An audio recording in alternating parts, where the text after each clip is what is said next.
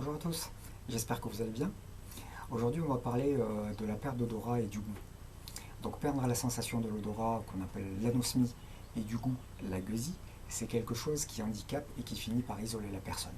Et du coup, un syndrome dépressif peut s'installer si ça perdure. Cela peut être dangereux.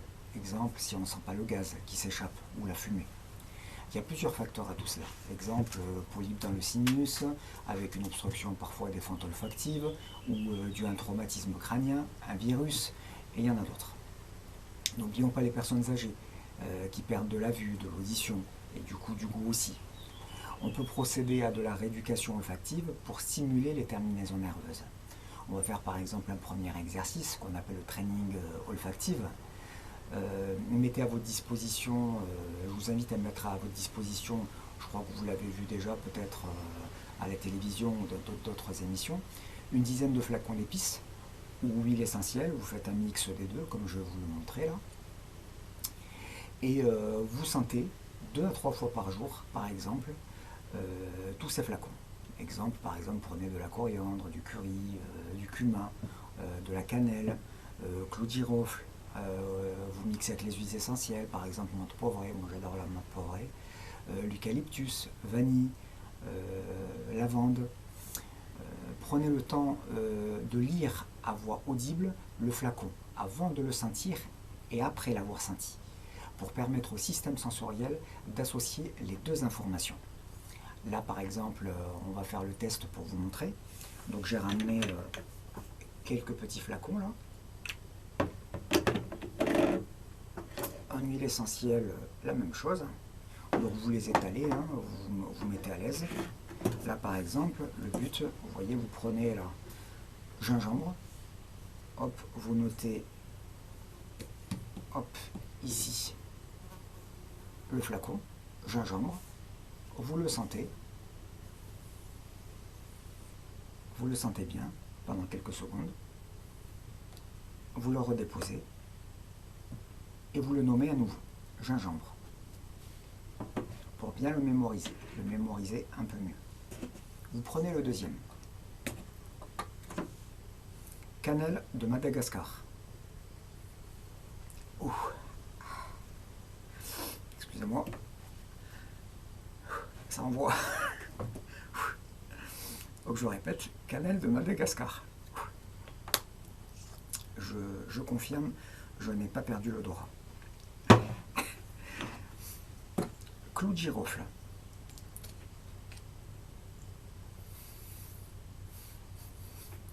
C'est pas ce que je préfère, mais c'est vrai que ça sent fort. Clou de girofle.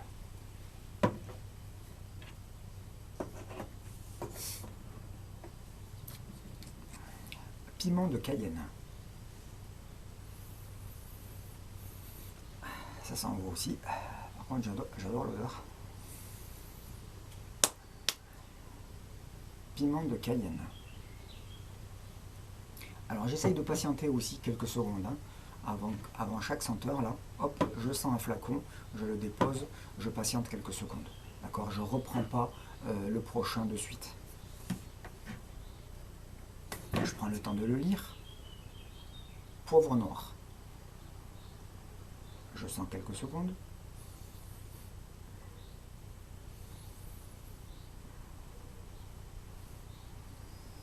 Poivre noir.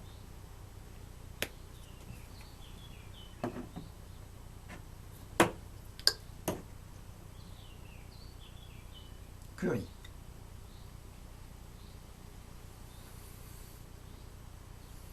Ça me donne envie de manger ça.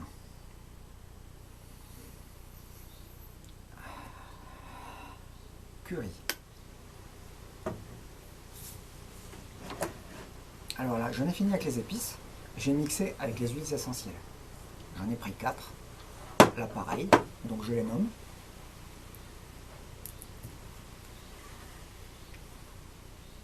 Eucalyptus. Alors ce que vous pouvez faire normalement, juste à sentir, hein, ça suffit. Hein, vous pouvez en mettre une goutte ici, là, et le sentir. C'est exactement la même chose.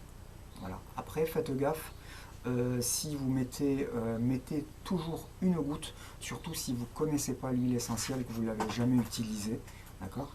Peut-être que vous êtes allergique à cette huile essentielle, d'accord? Ou carrément aux huiles essentielles. Donc vous vérifiez s'il n'y a pas de démangeaison, de rougeur. Après, vous pouvez avoir une petite rougeur ou une petite démangeaison. Voilà, mais ça ne veut pas dire que vous êtes vraiment allergique. Mais faites attention quand même. Essayez, hein, juste une petite goutte et vous voyez ce que ça donne. Si c'est bon, bah, vous pouvez le mettre à ce niveau-là. Sinon, vous sentez comme moi, comme je viens de le faire. Donc, eucalyptus. Juste en quelques secondes. Je prends le temps, d'accord? C'est très important dans cet exercice de prendre le temps. J'ai fini. Je le renomme eucalyptus.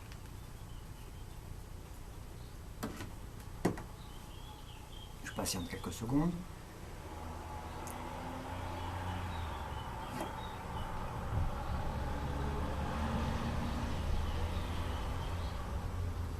Menthe poivrée. Parfois vous avez les flacons qui sont difficiles à ouvrir, donc il faut bien appuyer, d'accord? C'est par sécurité. Je sens. Ah, j'adore la menthe poivrée.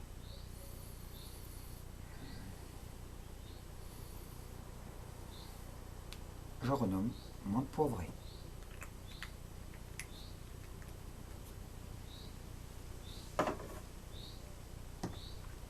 Bergamote.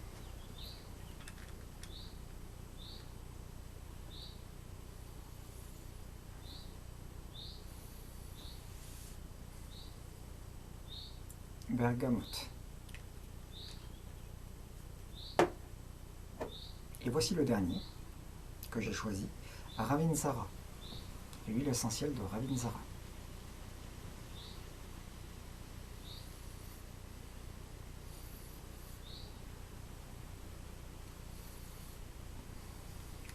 Ravinsara.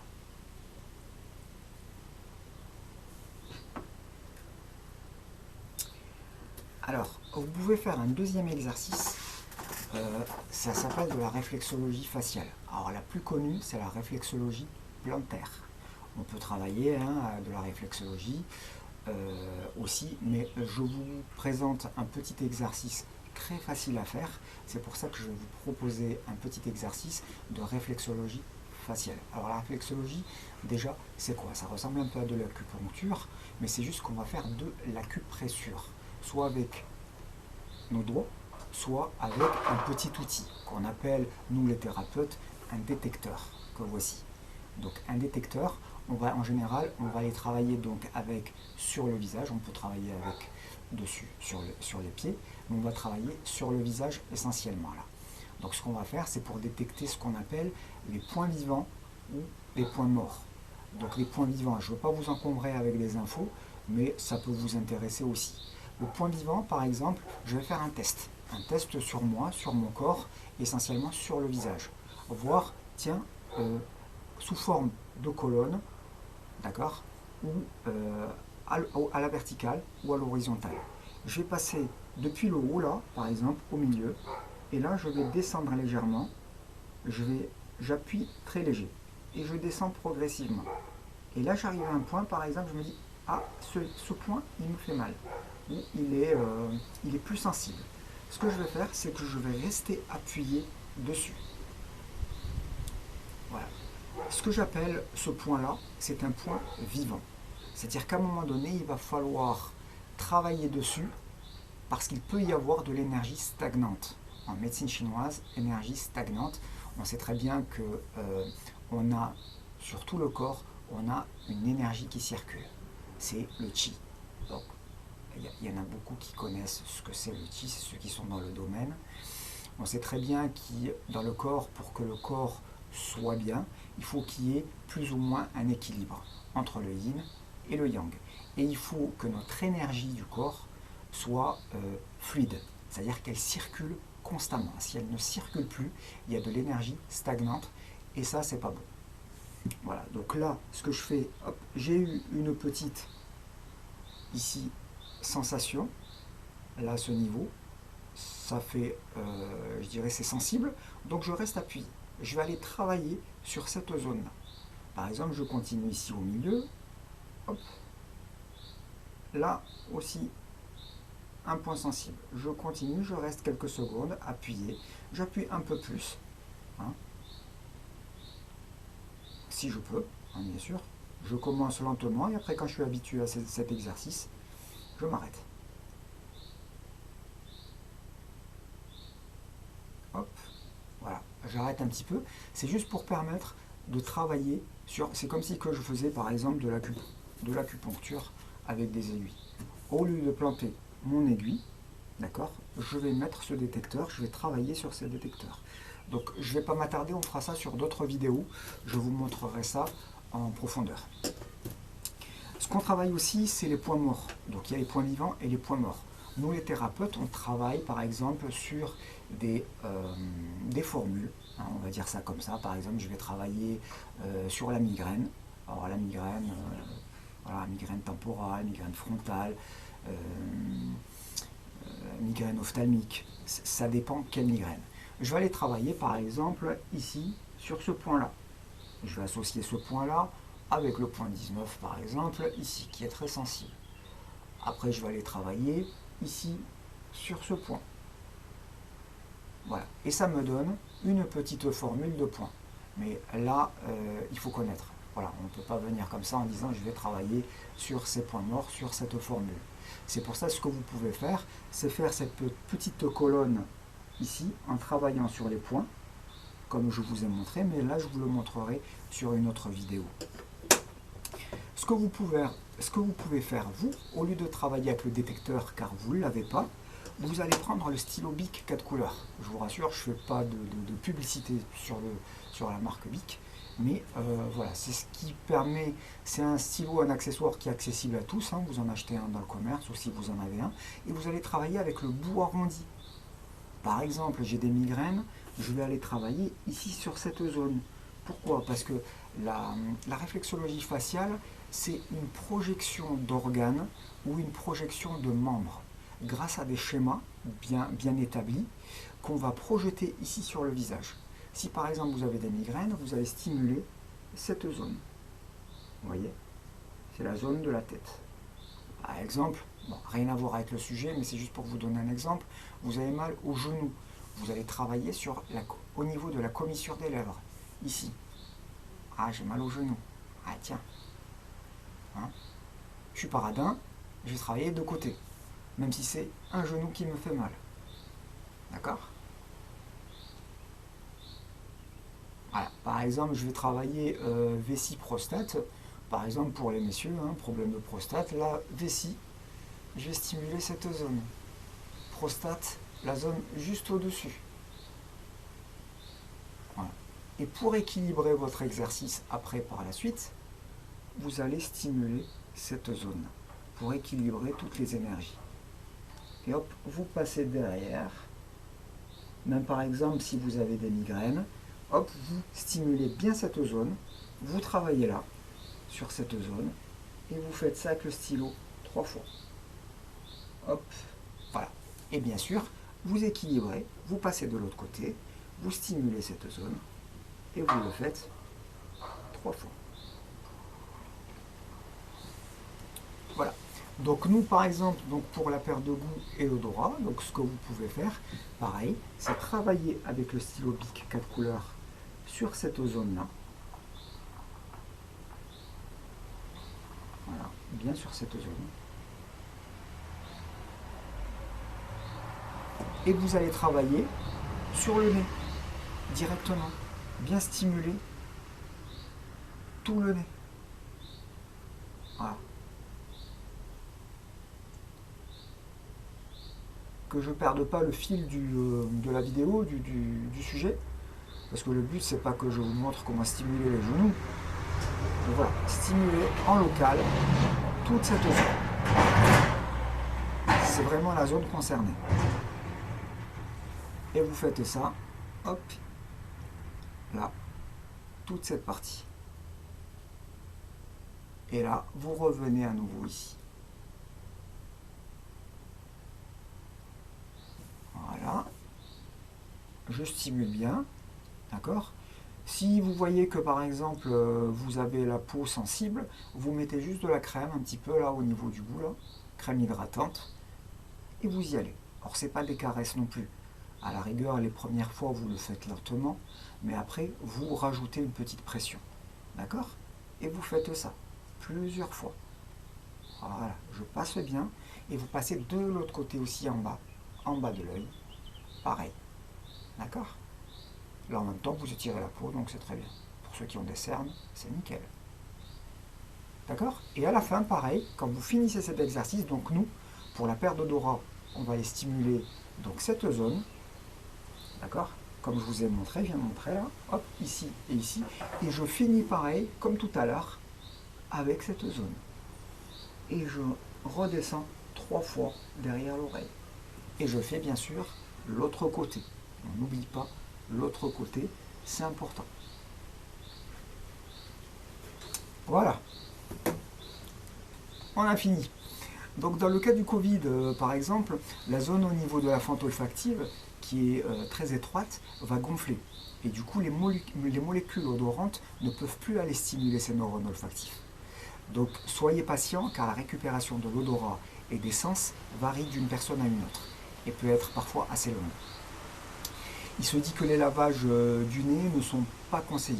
Si vous êtes atteinte de Covid, car avec cette manipulation, le virus peut s'installer dans les bronches. Je n'ai pas assez d'infos là-dessus. Du coup, ces personnes ont du mal à s'alimenter, car ils n'ont pas de plaisir gustatif. Donc si vous êtes concerné, vous pouvez privilégier la nourriture asiatique, car il y a beaucoup d'umami. Si cela ne passe pas, pensez à demander à votre médecin une exploration endoscopique, bien sûr après avoir essayé les petits exercices là que je vous ai montrés. Donc voir avec votre médecin pour une exploration endoscopique pour vérifier s'il n'y a pas d'œdème. Voir des sinusites chroniques qui expliqueraient peut-être pourquoi la perte d'odorat perdure. On peut aussi, pour plus de détails, faire une imagerie ou demander des tests de l'odorat qui vous permettront d'avoir un score de la détection des odeurs afin de suivre par la suite votre progression dans la récupération de l'odorat. Voilà, là, je vous ai parlé d'umami tout à l'heure. Donc la perception de l'umami repose sur des bases scientifiques. La composante principale de ce goût est le glutamate, un acide aminé présent dans toutes les protéines végétales et animales.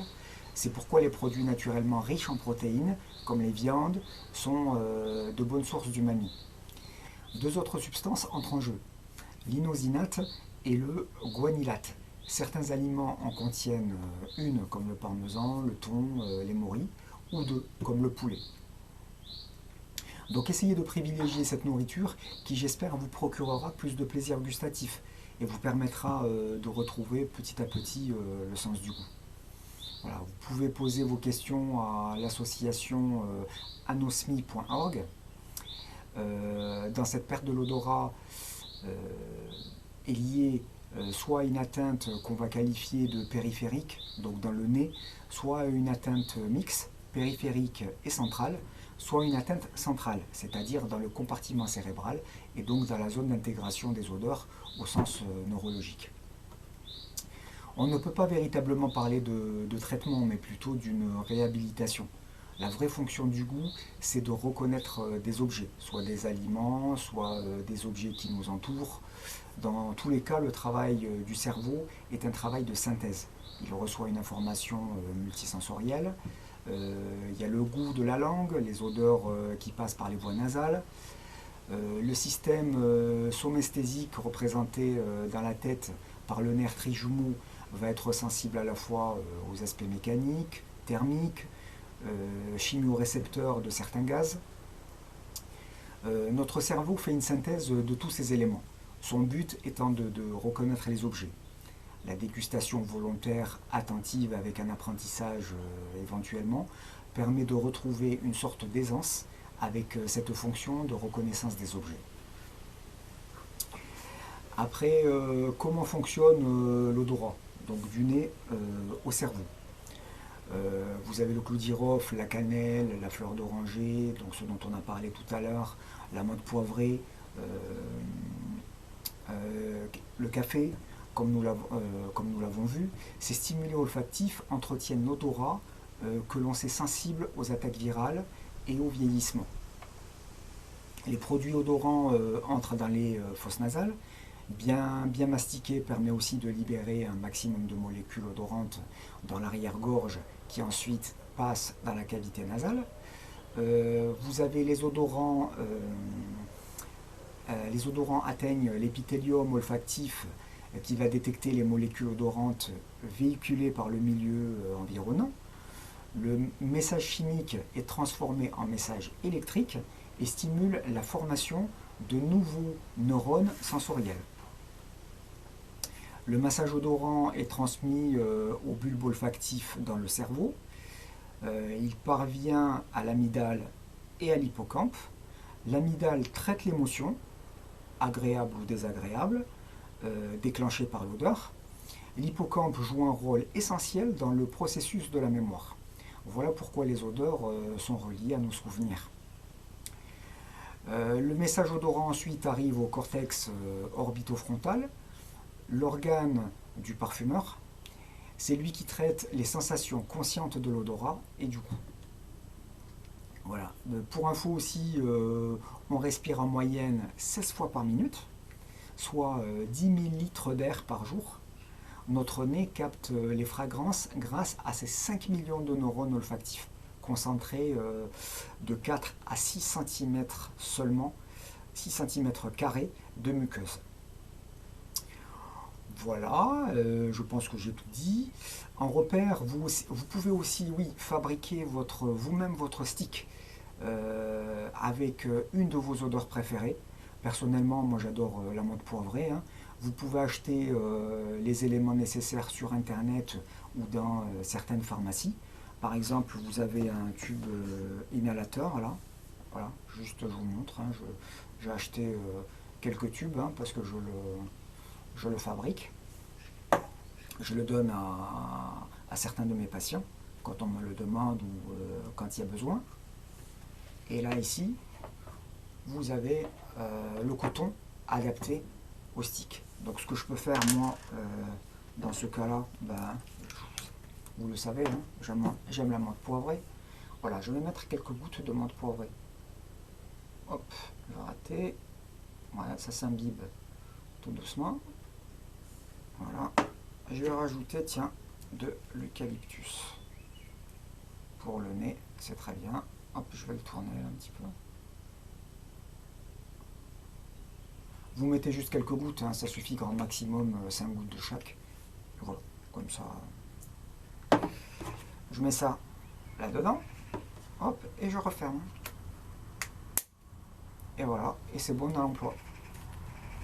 J'ouvre, je dévisse. J'adore. Et voilà, il est bon à mettre dans la poche. Donc pensez à le faire. Ça vous sert de jauge, de boussole. Par exemple, si vous n'avez pas fait votre exercice ou que vous le faites régulièrement, ce qui est très bien, vous mettez ça dans la poche et je sais pas, moi, de temps en temps, 2 à 3 fois par jour, quand vous ne pouvez pas faire votre test, ou même si vous l'avez fait quelques heures après, vous regardez, ça vous sert de boussole. Hop, tiens, comment je sens. Et vous pouvez vous noter à vous-même grâce à ça. Vous dites, tiens, par exemple, avant-hier, je ne sentais pas trop, là, ah, je le sens un peu mieux. Voilà. Vous le mettez dans votre poche. Voilà, vous savez quasiment tout. Une dernière petite solution que vous pouvez associer aux autres. Non, on l'a vu tout à l'heure, c'est avec, voilà, oui, c'est avec le détecteur, donc le stylo bic 4 couleurs. Vous allez stimuler vos terminaisons nerveuses, ici. Voilà, et du coup, qui vous permettront progressivement de retrouver l'odorat et du coup le goût. Voilà, en tout cas, je vous le souhaite de tout cœur. Prenez bien soin de vous. Cette vidéo est terminée et je vous invite à me rejoindre pour d'autres sujets, d'autres vidéos tout aussi intéressantes. Bye bye les amis, je vous embrasse. Au revoir.